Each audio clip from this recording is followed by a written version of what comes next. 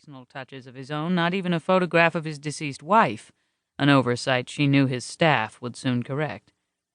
Vandervoort was a thin man, ascetic in his appearance. He was fiercely intelligent, almost entirely humorless, and a confirmed workaholic.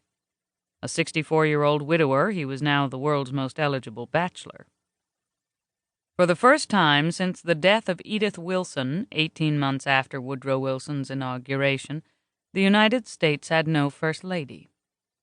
The air inside the Oval Office was climate-controlled, the 3-story windows that rose behind the desk bulletproof, and she felt as if she were suffocating.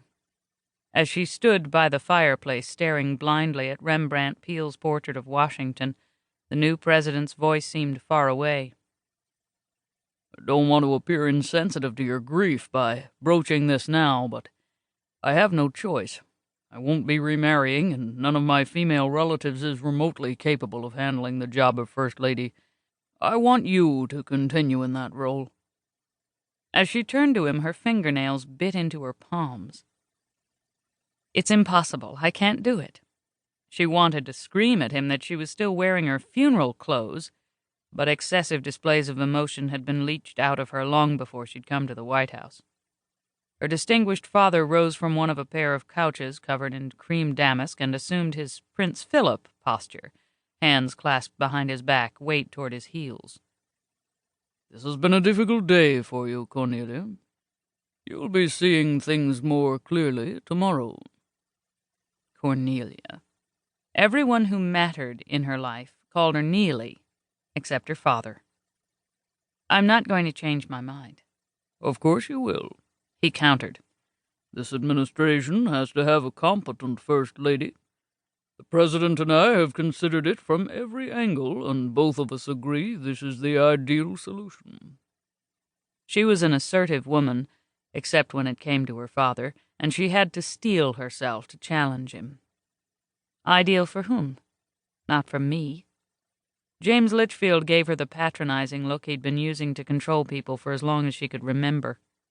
Ironically, he had more power now as chairman of the party than he'd had during his 8 years as vice president of the United States.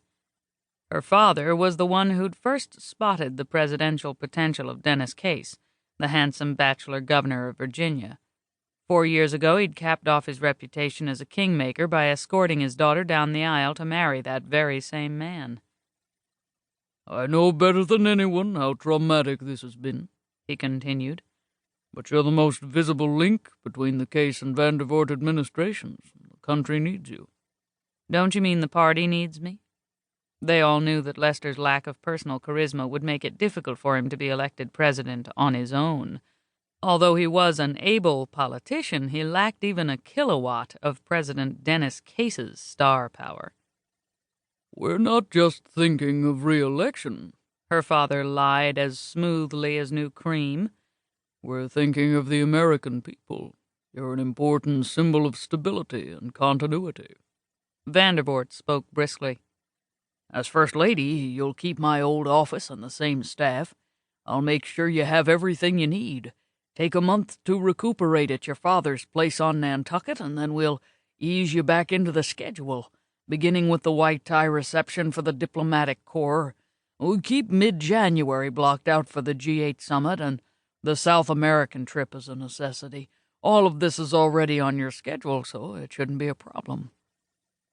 He finally seemed to remember these events were on her schedule because she'd been planning to do them at the side of her charismatic, golden-haired husband. Dropping his voice, he added belatedly, "I know this is a difficult time for you, Cornelia, but the President would have wanted you to go on, and keeping busy should help ease your grief." Bastard. She wanted to shout the word at him, but she was her father's daughter, schooled from birth to hide her emotions, so she didn't. Instead, she regarded both men steadily. "It's impossible. I want my life back. I've earned it."